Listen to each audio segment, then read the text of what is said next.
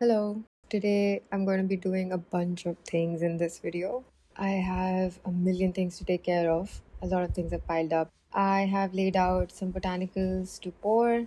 I have to lay out some botanicals to pour. So there's a bunch of things happening. I'm starting with cleaning up the studio so I can move around more freely. There's a mess from the last time I was in the studio. I had to chop up some pieces, so there's that. I had to broom, did that, laying out the molds that I have to put the botanicals in. Some of these are already in the mold, whatever I could manage the day before. Some I will have to crop out today, arrange, try to see what fits in what mold, what spaces, what looks nice in what, yada yada. These are some bougainvillea flowers that I took out, trying to see which ones I can work with. There's some 3D ones, and then there are some single petals, single pressed petals, then there's some stems of multiple petals. Just trying to consolidate all that.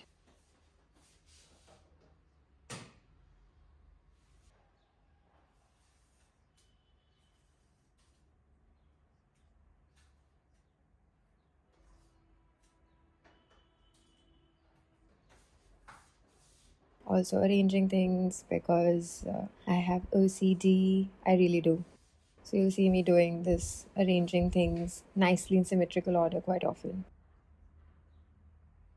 Okay, just trying to gauge what all I can do, what all molds I can use. So basically, I'm prepping for the next pouring session, trying to lay out as many molds possible, what all botanicals will fit in this one.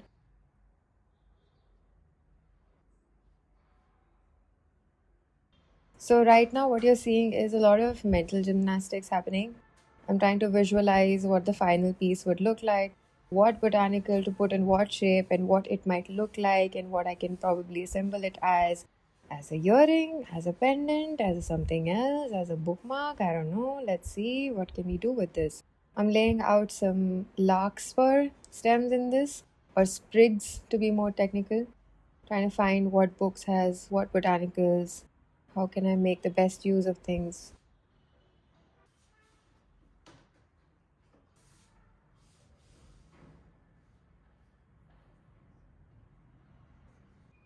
Also, more arranging. Just trying to make the best use of this space. This is my corner where I store most of my pressed botanicals. I have it laid out so I can see everything that I have in stock. Just trying to see if there are any smaller flowers, what all I should prioritize using that would save my time. Because towards the end of the production, I get quite exhausted and just like, let's just get done with it already. So I'm just trying to see what all botanicals I need to exercise patience with, select those. These are some Pride of India petals. I really love this flower. This is a very beautiful flower. It blossoms in summer. Beautiful petals. They hold their color very well.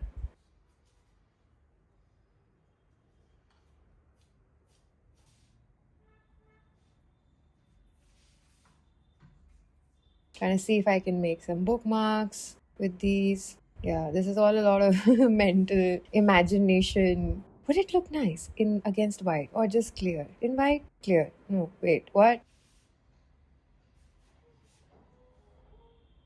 The pink ones that you see are bougainvillea botanicals. Sorry, the pink ones that you see are bougainvillea bookmarks. This is a pendant mold trying to lay out.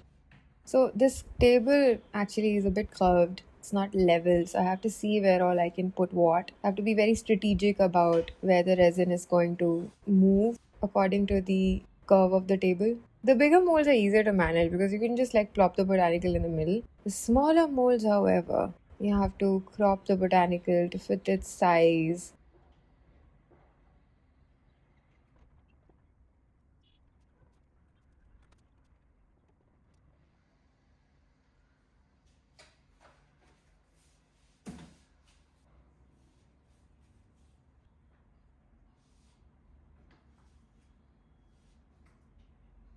To clean some molds, some drops of resin here and there. See, this is why you have to be very careful while pouring. Any drop, random drop here and there, you have to clean it out later and you can't just wash it off. I mean, if you have another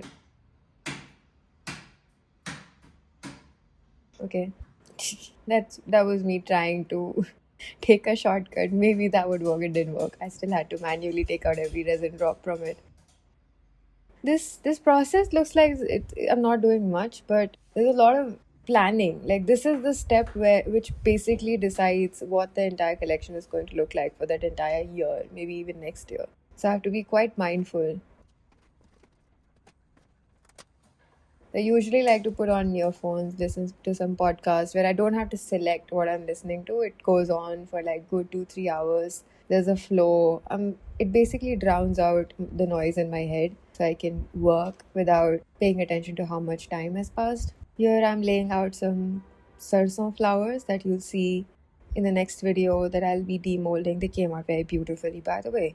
Quite happy. All this mehnat definitely paid off. Very happy.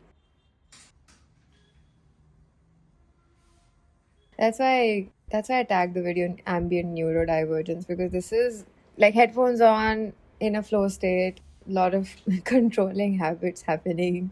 What else do you call it? I like such flow states. Uses a lot of brain, like you really have to forecast what things would look like. How can you sell them? Can you sell them like this? What would it cost? Would it cost too much? Is it cost effective? There's a lot of that calculation happening. What is the inventory like? How much do I have remaining of what? Do I need to make pairs? Can I make pairs? Should I save something for later? Should I save something for some other mold?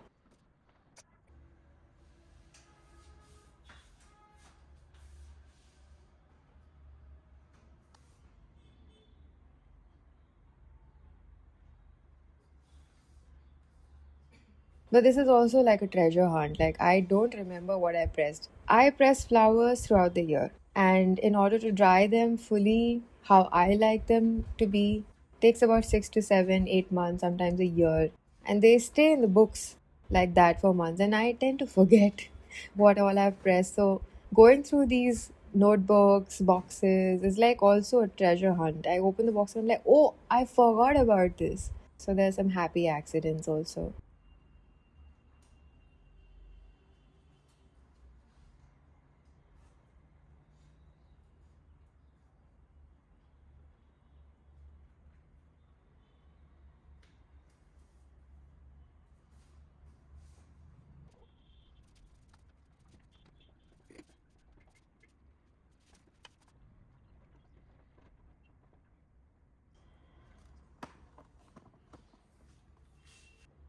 These tiny sarso flowers, mustard flowers, to fit in these tiny grooves is quite taxing. I will not recommend. It is very time consuming, it is very exhausting, but the result turned out very good, so it was all worth it. Yeah, this is what I was doing. Recorded like probably 4 hours, 3.5 hours of footage that I have consolidated in almost 9 minutes. Yup. Okay, bye.